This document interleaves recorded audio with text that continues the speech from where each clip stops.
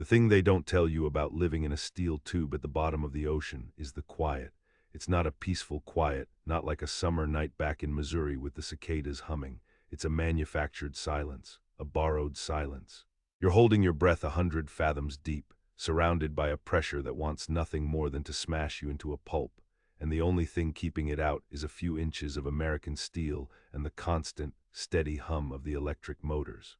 As a mechanic, that hum was my gospel. It was the sound of life, the sound of everything working as it should. I knew every gear, every bearing, every armature in that boat. I could tell you by the pitch of the whine if the #2 main motor was running a degree too hot, or if a bearing in the ventilation system was starting to go. I knew the trigger like I knew the back of my own hand, every scar and grease stain. Back home, I worked on tractors and Ford Model As. The biggest problem you'd face was a thrown rod or a cracked block. You'd get your hands dirty, maybe cuss a little, but you were always standing on solid ground with the big, wide sky over your head. I joined the silent service to keep that sky safe for my kid brother, Jimmy. He was a tail gunner in a B-17 over in Europe. I figured if I could keep the supply ships from getting to Japan, maybe I could shorten the war, bring him home sooner. He was flying in the wide-open blue, and I was volunteering for the crush in the dark. Seemed like a fair trade.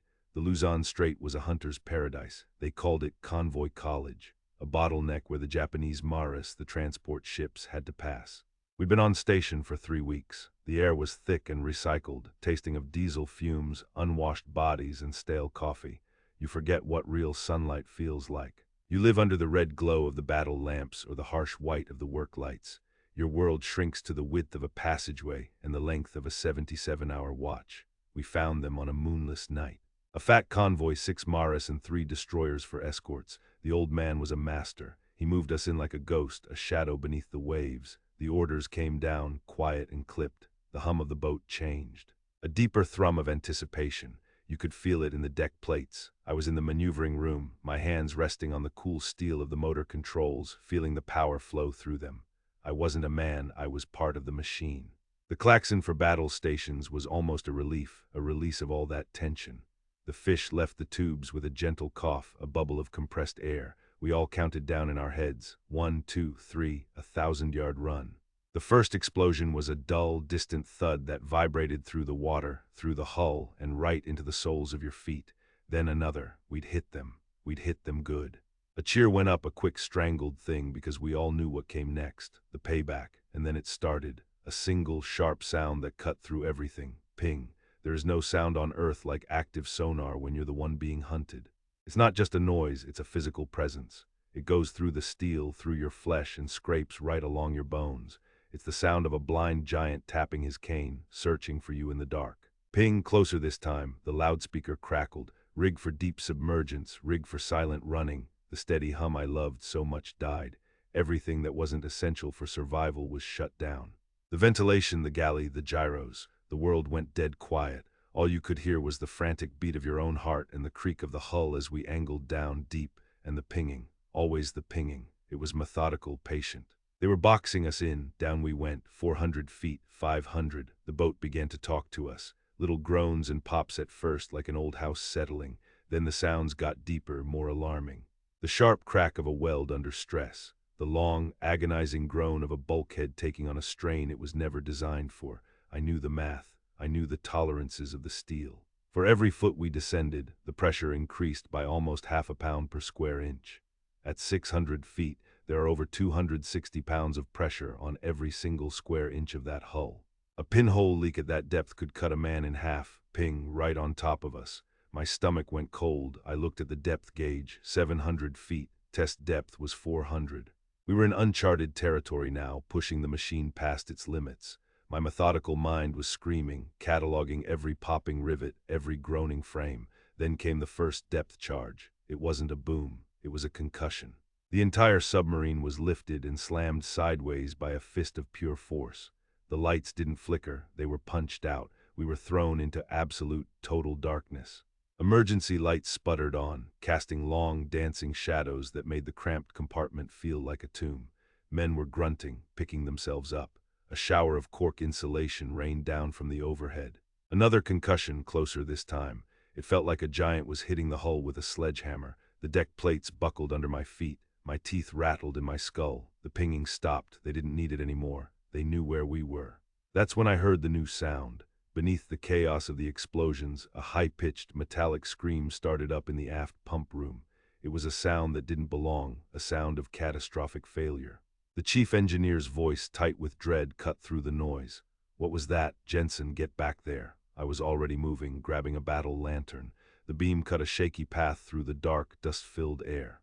Another depth charge hit, and the lantern flickered wildly. I stumbled into the pump room, and my blood ran cold. The floor was already covered in an inch of frigid seawater. The scream was deafening in here. It was the number 3 high-pressure seawater pump. A jet of water, thick as my arm, was blasting from a flange on its main line, hitting the opposite bulkhead with enough force to dent the steel. The ocean was getting in. We were too deep. That water wasn't just a leak, it was an injection.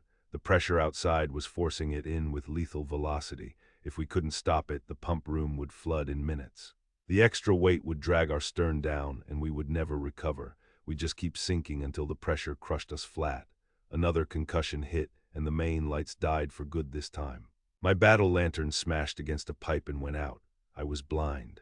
Utterly, completely blind in a flooding compartment at the bottom of the sea, with an enemy trying to kill me from above and the ocean trying to kill me from within. The cold water was up to my shins. The only sounds were the roar of the leak, the groan of the hull, and my own ragged breathing. Panic is a useless thing. It's a waste of oxygen. My mind went quiet, methodical. I shut out the fear. I was a mechanic. This was a machine, a broken machine. My job was to fix it. I waded through the rising water, my hands out in front of me. I knew this pump by heart. I'd stripped and rebuilt it a dozen times. My fingers found the flange. The water was so cold it burned, stealing the strength from my hands. I felt the bolts. 1, 2, 3, the fourth was gone, sheared clean off. The pressure had done the rest, bending the flange just enough to break the seal. I couldn't replace the bolt, not in the dark, not with that kind of pressure fighting me. I needed leverage. I needed to force the flange shut. My mind raced, picturing the toolbox, the layout of the room. My hand brushed against a long, heavy spanner wrench hanging on the bulkhead. It was a long shot. I braced my feet against a stanchion, the icy water now swirling around my thighs. I wedged the head of the spanner against the bulkhead and angled the handle so it pressed against the back of the leaking flange. Using my whole body, all my weight, I leaned into it. I became a human clamp. My muscles screamed. The steel was slick with oil and seawater. The wrench slipped. I repositioned, gritting my teeth. Another depth charge went off, so close it felt like it was inside my head. The shockwave nearly tore the wrench from my grasp. I held on. I thought of Jimmy and his bomber staring out at that endless sky. I would not die in the dark. I pushed. I felt a slight shift. The roar of the leak lessened just a fraction. It wasn't enough. "Chief," I roared, my voice raw. "I need a wedge." Anything, a piece of pipe, a hammer handle. I felt someone splash beside me. A flashlight beam, weak and yellow, cut through the black. It was the chief. He saw what I was doing. Without a word, he grabbed a steel chock from a toolkit, a heavy wedge of metal used for blocking machinery. I kept the pressure on the wrench, my body shaking with the strain. He felt his way in the dark, then started hammering the chock into the tiny gap between the wrench handle and a support frame. The sound of the hammer was like a drumbeat of hope. With each blow, the roar of the water lessened. It went from a scream to a howl to a hiss, and then, blessedly, to a steady, manageable drip. We had done it. We had stopped it. I collapsed against the bulkhead, my arms and back completely numb. The water was up to my waist. We spent the next hour working by that weak flashlight, securing the jury-rigged clamp, a monument of desperation held together by a wrench and a chock. Slowly, painfully, we began to rise. The pinging was gone. The destroyers had lost us, thought us dead. The groans of the hull subsided as the pressure eased. When the call finally came to surface, it felt like a lifetime had passed. I climbed the ladder to the conning tower, my legs unsteady. The hatch was thrown open, and I breathed. The night air was cool, salty, and real. I looked up and saw the stars, a billion points of light in an endless, open sky. I had never seen anything so beautiful in my life. I started to shake, a deep, uncontrollable tremor that came from the very center of my being. We saved the boat. We saved 80 men, but something inside me broke in that dark, flooding room. I had faced the pressure, and it had left its mark. Now, even in a wide-open compartment, the bulkheads sometimes feel like they're closing in. The silence is no longer my friend. It's just the pause between the ping and the hammer. The hum of the motors is still the sound of life, but now I know how quickly it can be silenced. I did my job. I fixed the machine. but you can't fix a memory. You just learn to live with the ghost of the sound the ocean makes right before it crushes you. These memories are heavy, but they must be shared. Subscribe to ensure these stories are never forgotten.